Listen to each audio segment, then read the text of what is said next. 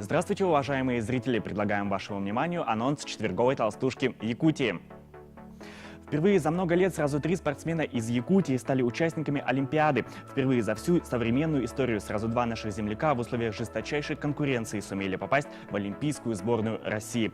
По горячим следам мы оценили выступление якутян на Олимпиаде в Рио и пришли к выводу, что должны сказать им спасибо.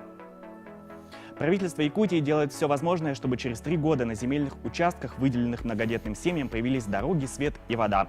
Какие шаги для этого конкретно предпринимаются, читайте в материале Ирины Мартыновой. Девиз учительницы математики Якутской городской классической гимназии Нины Наговицыной «Быть на шаг впереди». Возможно, это кредо помогло ей стать лауреатом конкурса «Лучший учитель Якутии». О том, что значит для нее школа, работа с детьми и почему побеждает тот, кто опережает время, Нина Александровна расскажет читателям нашей газеты. Будьте с нами, будьте в курсе всего, что происходит в республике, читайте газету «Якутия».